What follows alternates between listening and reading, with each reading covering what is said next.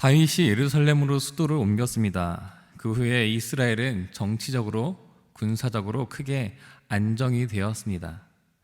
다윗은 블레셋과의 두 차례 전쟁에서도 크게 승리를 이끌었습니다.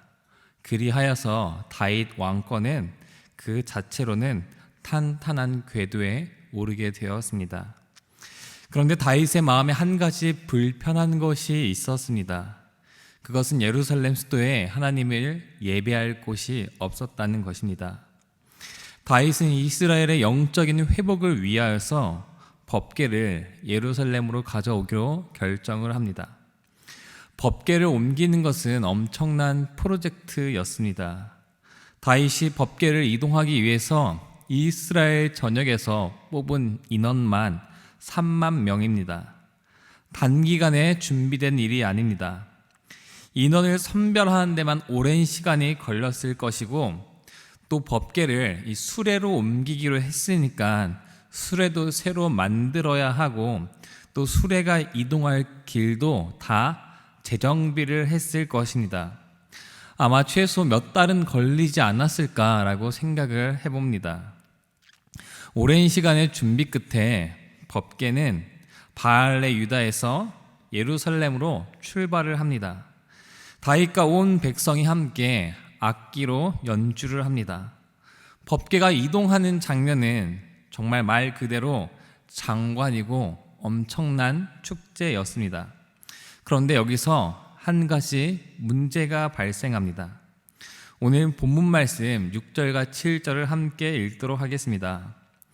그들이 나곤의 타작마당에 이르러서는 소들이 뛰므로 웃사가 손을 들어 하나님의 궤를 붙들더니 여호와 하나님이 웃사가 잘못함으로 말미암아 진노하사 그를 그곳에서 치시니 그가 거기 하나님의 궤 곁에서 죽으니라.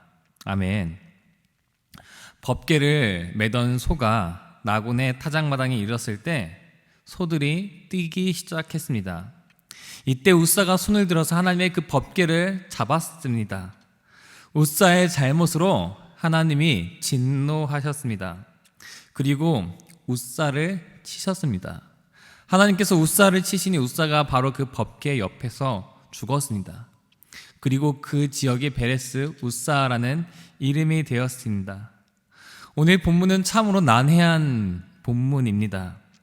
웃사가 죽은 것을 우리는 어떻게 봐야 할까요?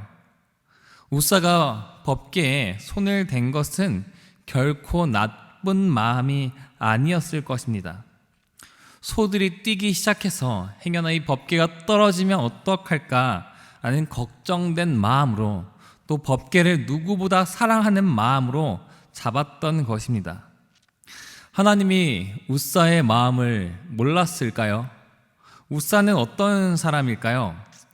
웃사는 태어나면서부터 법궤와 자란 사람입니다.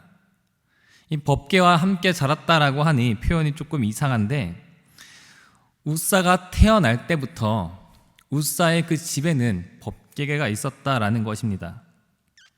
이 사무엘 7장을 보면은 궤가 기럇 여아림에 들어간 날부터 20년 동안 오래 있었다라고 말합니다. 여기 기럇 여아림과 바알레 유다가 이 동일한 지역입니다. 이 구절의 근거에서 어떤 분들은 법궤가 단순히 아비나답의 집에 20년 동안 있었다라고 말을 하기도 합니다. 아닙니다. 이 법궤가 들어간 지 20년이 되었을 때, 그때 이제 사무엘이 이스라엘 온 백성들을 불러다가 미스바에서 집회를 했다라는 얘기입니다.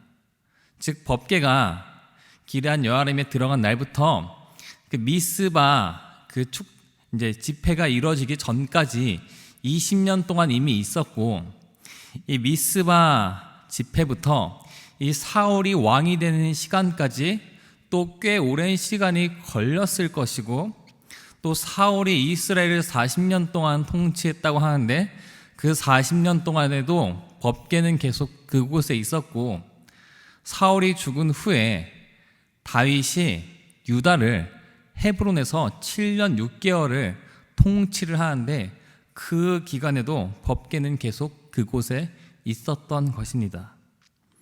이 미스바 집회부터 사울이 왕이 되는 그 기간까지를 제외해도 67년이라는 시간이 나옵니다.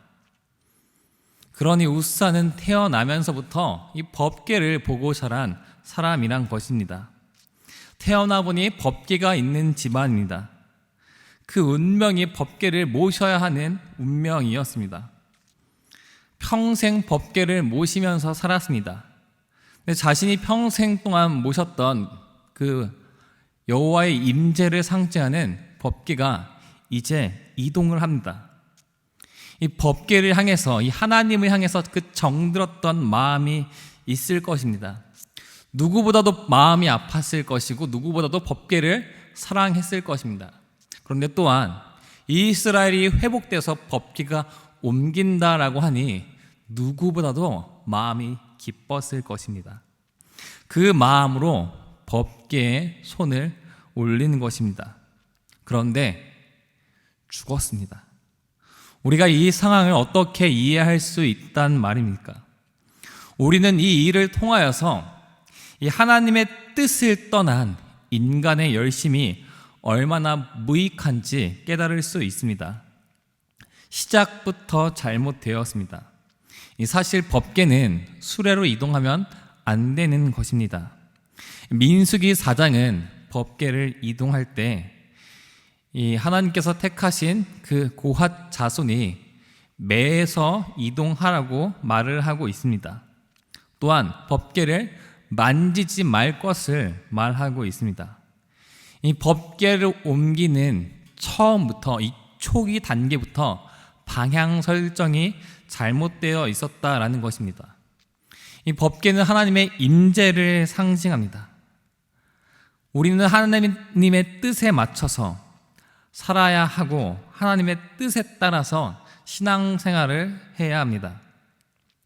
권위라는 것이 많이 사라진 시대입니다. 이제는 군대나 직장에서도 이 명령을 내릴 때 왜 시키는지, 이것이 어떤 의미가 있는지 합리적으로 설명을 해줘야 한다고 합니다. 권위라는 것이 많이 떨어졌기 때문입니다. 그래서 우리들 가운데 덜어는 어떤 분들은 이 성경을 읽을 때 우리의 머리로 이해할 수 있는 합리적인 것은 받아들이고 이 비합리적인 것은 받아들이지 않는 사람들도 있습니다. 그런데 우리가 오늘 본문을 통해서 깨닫고 살펴보아야 하는 것은 인간의 기준으로 판단하고 생각하면 안 된다라는 것입니다. 모든 것을 인간의 눈으로 바라보니까 이해가 안 되고 받아들일 수 없는 것입니다. 우리는 하나님을 다 이해할 수 없습니다. 그렇다고 해서 또 하나님이 이해할 수 없는 분은 아니기도 합니다. 그러니 우리는 하나님의 말씀대로 살아야 합니다. 하나님이 하라면 하고 하지 말라고 하면은 안 하면 되는 것입니다. 그렇게 하나님의 뜻대로 살면 된다라는 것입니다. 이 우사의 사건은 하나님에 관한 지식이 없는 열심은 아무런 소용이 없다는 것을 보여주고 있습니다. 그러니 오늘 하루 살아갈 때에 말씀을 생각하면서 하나님의 뜻대로 살아가는 우리네 인생이 되기를 함께 기도합시다. 말씀을 생각하며 기도하겠습니다.